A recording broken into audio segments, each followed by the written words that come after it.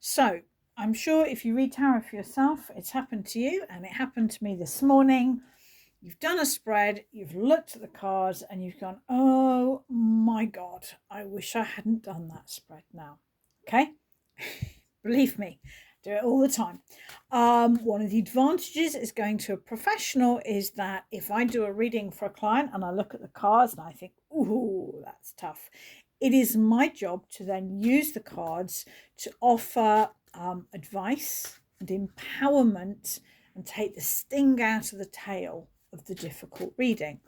It can be hard to do that for ourselves. So I'm going to demonstrate now a really simple way you can do that.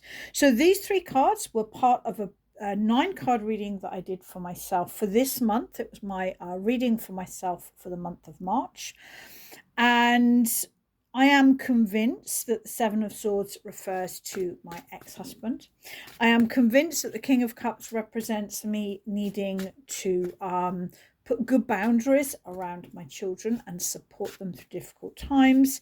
And I'm sure that the Nine of Swords represents me and my kids having difficult times this month. So what I've done is I've left these three cards out. They were the cards in the 9-card reading that just really stuck out to me. And I want help on these. So the first thing I'm doing is I'm shuffling the rest of the deck and I'm asking for advice. I'm reading these three together because they all refer, I am totally convinced, to the same situation. And I'm asking for advice. How do I best handle the lies, the manipulation, and the anxiety and wounding that it will trigger? Asking for advice. I like to cut the deck. You don't need to. Whatever works for you. 3 cards for advice. Even if these are negative, I will find the advice in them. If you want help in this, go to my website, go to free resources, go to tarot and crib sheets. Okay. I've got oodles of free resources on my website. I cover every single card, and I've got downloadable crib sheets. And I have a crib sheet which will give you positive advice for every card. Because straight away, actually, the Page of Swords isn't the most helpful card.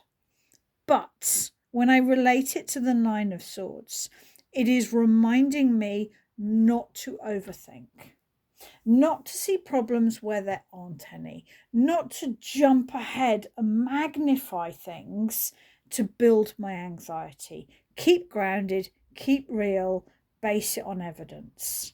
Okay, I can work with that.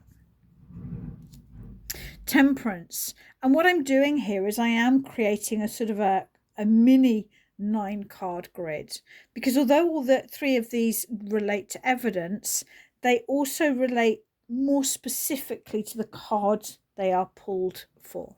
So Temperance for the King of Cups. The King of Cups can be the people pleaser, can be putting other people's needs before my own. I'm presuming this will mean my children. Temperance is to get the balance right. It is a reminder to me that I can better meet my children's needs if I meet my own first. That's useful. The Seven of Swords is lies and deceit, or it can be, and in this spread I am convinced it is.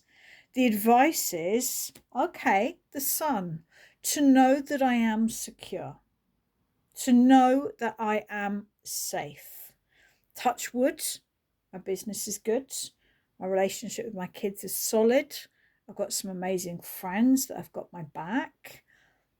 I am in a safe space. I wasn't always in a safe space. It is a reminder that the gaslighting doesn't work anymore because I am in a safe space. That helps. That helps me. I always look to the card at the bottom of the pack, the Nine of Pentacles. I am worried this is going to be about money and maintenance and such like. The Nine of Pentacles, I can earn my own money, and I can, and that's a good reminder. So stage 1 is to identify arguably up to 3 cards that are really worrying you, to reshuffle the rest of the deck and pick a card for each, which is advice. And now what I'm going to do is I'm going to actually look through the cards one by one, and I'm going to pick a card that embodies an affirmation that I want to bring into this reading. I'm going to take my time. I feel, and my advice to this is to just literally go through your deck one by one and allow the cards to jump out of you. And as I was going through the cards, judgment jumped out at me. When we are in a gaslit relationship, we don't feel safe and we believe the lies because it's the safest thing to do. And if you've not been in that situation, it's really hard to understand that. I am not in that situation now. I am safe.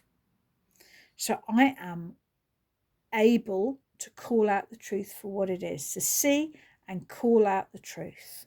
I like that. The judgment just jumped out.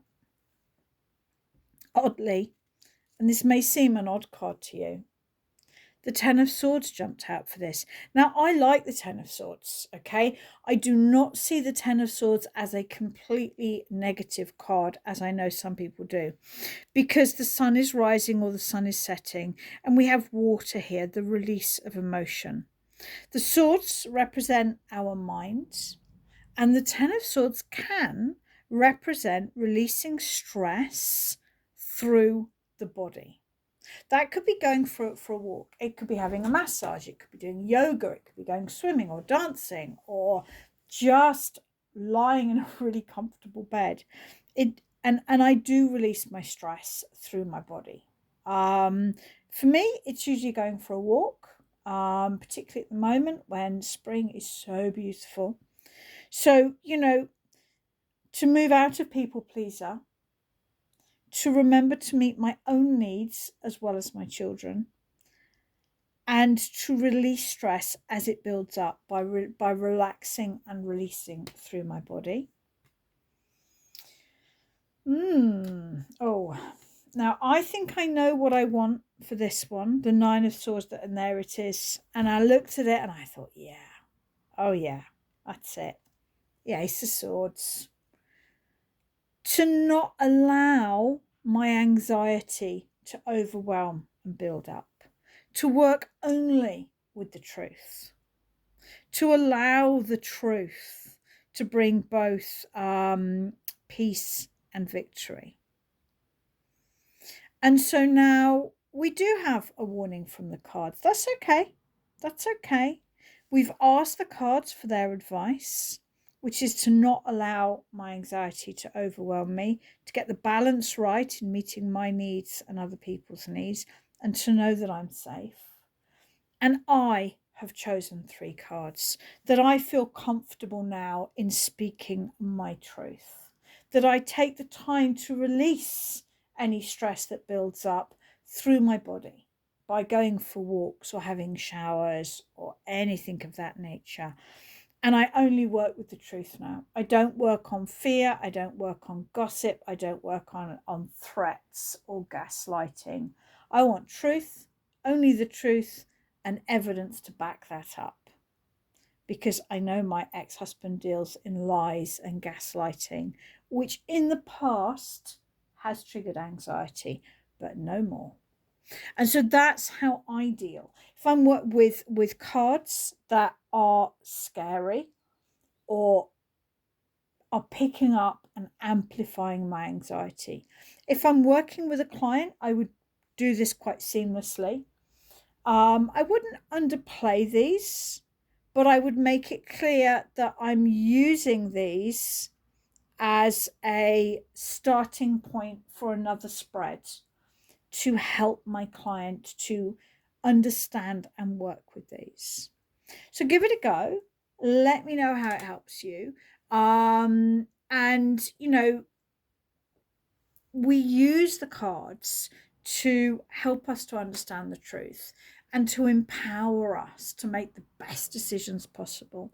So don't let a bad reading scare you. Stop. Ask the cards for advice. Consciously choose the cards that empower you. Change your tactic if you're getting scary cards, and learn to feel confident with the cards again.